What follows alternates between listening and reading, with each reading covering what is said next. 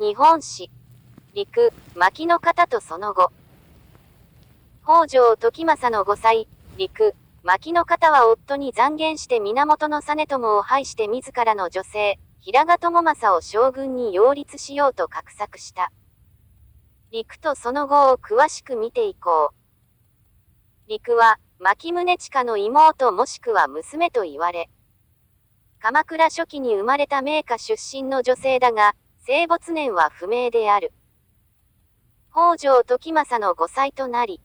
二人の間には正則と、平賀朝雅と宇都宮頼綱に嫁いだ娘がいる。時政は千歳との子、義時や政子を含め、全部で14人の子宝に恵まれている。陸の父、宗親は、源頼朝の除名を平清盛に嘆願をした池の善二と兄弟とも言われ、陸は都でも評判の美人で、上洛した時政が惚れ込んで結婚したと言われている。北条政子に、頼朝が思い目、亀の前を伏見広綱宅にかくまって浮気をしていることを密告したのは陸で、政子は牧宗親に命じて広綱宅を破壊させている。これを聞いた頼朝は宗親を召し出し、激怒のあまり、自ら宗親の髪を切り取ったという逸話が残されている。頼朝を支えて夫、時政が挙兵すると、義時や政子と協力しながら、陰で夫を支え鎌倉幕府の成立に貢献している。都での人脈が広い陸は、二人の娘を有力御家人の平賀朝雅と宇都宮頼綱に嫁がせ、時政の権勢を高めている。頼朝時代には源氏による受領の独占によって、北条氏は排除されていたが、1199年に頼朝が死去して、孫の頼家が将軍に就任すると、時政は伊豆と駿河の守護となった。さらに時政は守護位下、東東美守に就任。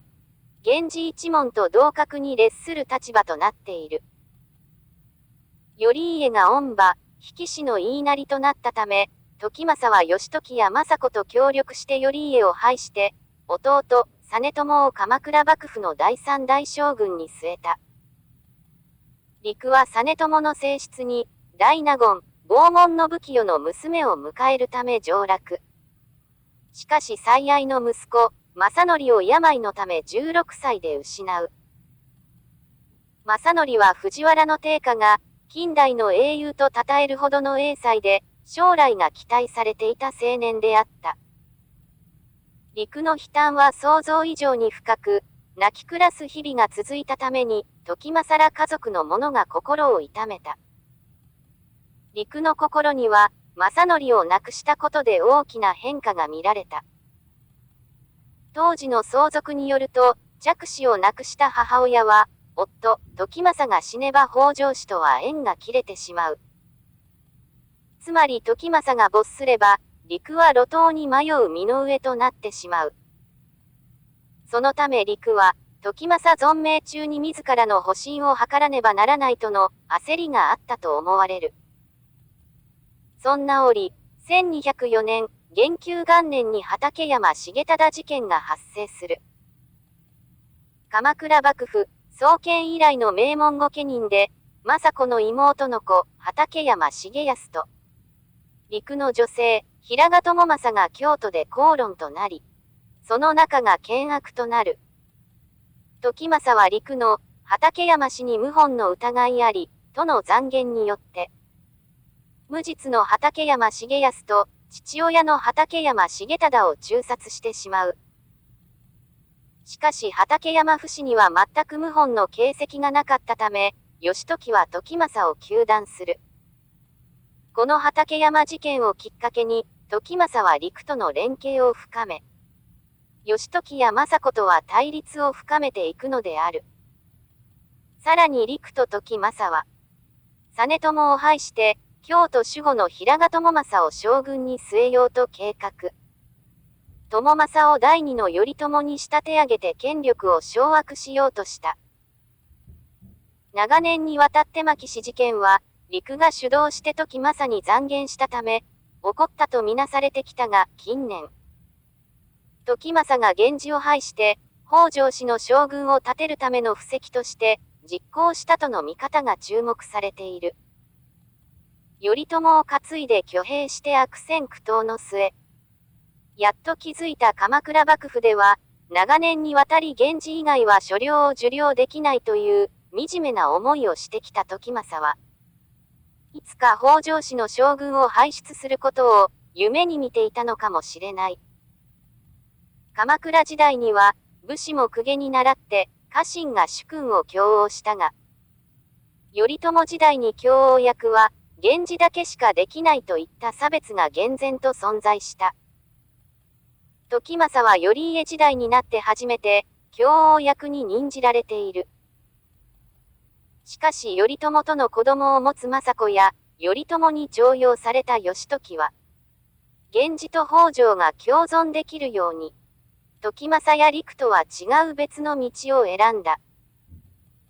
政子と義時は、源氏の神輿を担ぎながら、執権として実質的な権力を握る方法を模索するのである。政子と義時は、時政と陸が実朝を殺害する恐れがあるため、実朝を名護への時政邸から義時邸に移した。これを知った鎌倉の御家人たちは、ほとんどが政子と義時に付き従ったため、1205年、元久2年7月、時政は引退を決意。即日直ちに出家している。そして翌日に時政は、陸と共におとなしく伊豆へ下校した。平賀朝雅は、政子と義時が差し向けた兵士によって京都で殺害されている。時政は1215年、建保3年、78歳で没するが、陸は1227年、京都で夫、時政の13回忌法要を行っている。内部構想に明け暮れた鎌倉幕府だが、この牧野方事件以降、政子と義時が鎌倉幕府の実権を握り、幕政改革を推し進めていく。しかしその行方には、公暁が実朝を暗殺したため、源氏将軍が断絶。さらに承久の乱では、武家の北条氏が皇族の後鳥羽院を配慮するという、日本史上初の革命とも言うべき歴史的事件が次々と、義時と政子に襲いかかってくるのである。